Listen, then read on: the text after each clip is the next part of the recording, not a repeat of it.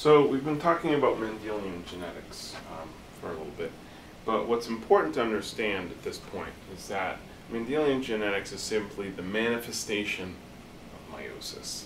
And what we mean by meiosis is the creation of gametes that form through fertilization form new diploid individuals. That's sort of the basic scheme that we're going to be talking about. So we need to have a critical understanding and a deep understanding of meiosis, so this is where we're going to get right now. So just to keep in mind, remember that meiosis leads to the production of haploid gametes, and we're going to go through that process and show how it gives us the Mendelian ratios. What I'm showing here is the female gamete, single chromosome, haploid there. Okay, there's an egg. And then I'm showing a male gamete, same type of thing, single chromosome, haploid. And those come together to form a diploid individual.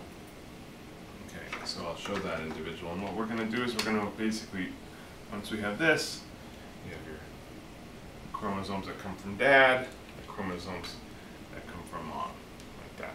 Okay. So how does meiosis occur? Well, of course, within the germline, there's germline stem cells and mitosis that occurs and occurs and occurs throughout the life of an organism. But at some point, meiosis occurs. Okay.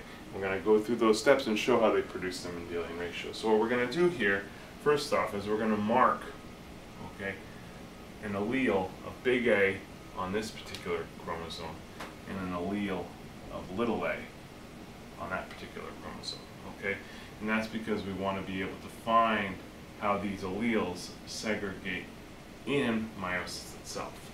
Okay, so this is a diploid organism. Now these will undergo mitosis, and the first step of meiosis is to also replicate DNA as if one were to be going into mitosis. Okay, so I'm going to start here and I'm going to sort of move the process along this way. So we have this individual here, has this particular genotype. Okay, the little a there, big A here. Chromosome from mom, chromosome from dad.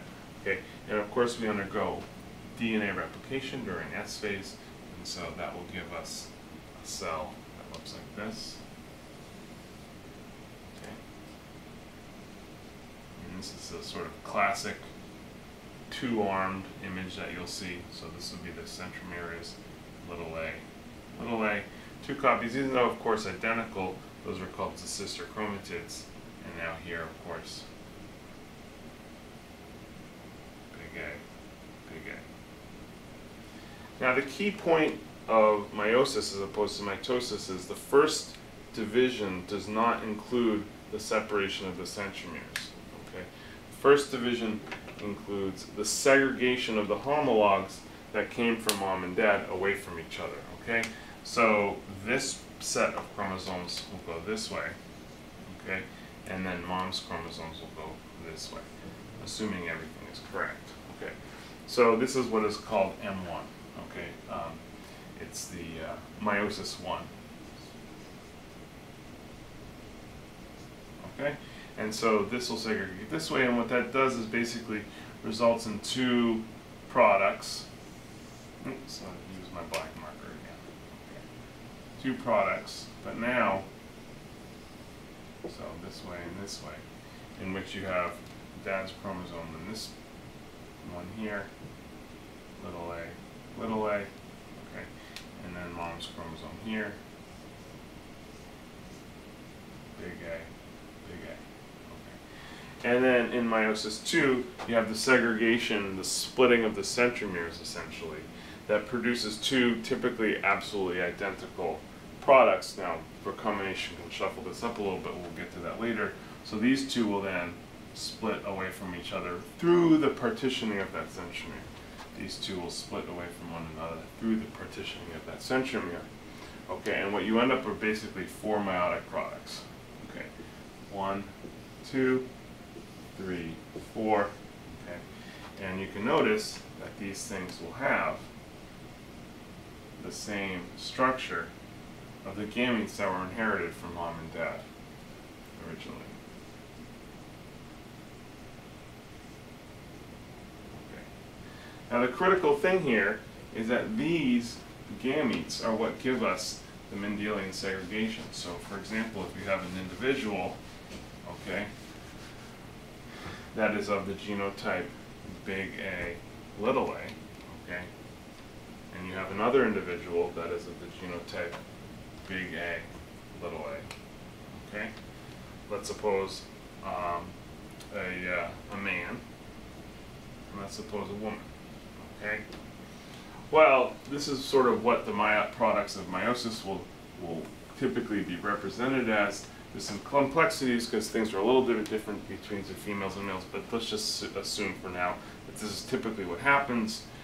And in this particular case, what this means is, of the gametes that this individual male would produce, half of them will be of this kind, and half of them will be of this kind, okay? Likewise, for the female, half of them would be this kind, and half of them would be that kind. And so when the Punnett square basically comes from, that arises from what we consider the random union of gametes. Okay, so when this individual is crossed with this individual, okay, the gametes can either be big A or little a from this individual, they can either be big A or little a from this individual, and so you can imagine that they come together with a 1/2 chance from here and a 1/2 chance from here. So for example now, because these are independent probabilities, you can multiply them. So 1/4 of them, of the progeny of this cross, will be big A. Big A, likewise, 1/4 of the progeny will be this type, okay? Now there's two ways you can get big A, little a. You can get your big A allele from dad and your, from mom, and your little a allele from dad, okay? Or you get the big A allele from mom with the little a allele from mom and the big A allele from dad, okay? Now one thing to keep in mind is kind of, change the colors, males and females, dad, mom chromosomes a little bit here, but you get the point. So there's 1/4 chance of this and 1/4 chance of this.